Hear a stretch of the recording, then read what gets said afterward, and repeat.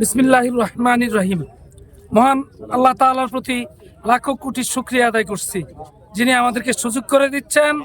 বাংলাদেশের অবিসংবাদিত নেতা, বিশ্বের সবচাইতে জনপ্রিয় নেতা জনাব তারেক রহমানের বাংলাদেশে 17 বছর পর পদার্পণ উপলক্ষে আমরা ঢাকায় তাকে যে সংবর্ধনা অনুষ্ঠান, সে সংবর্ধনা অনুষ্ঠানে যোগ দিচ্ছি।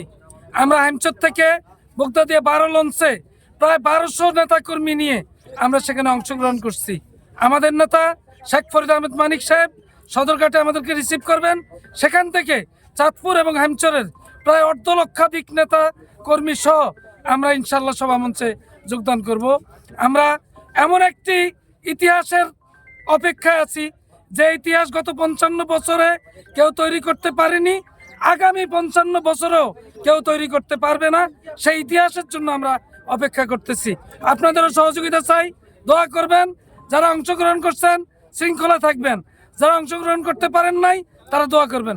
সবাইকে ধন্যবাদ। আসসালামু আলাইকুম।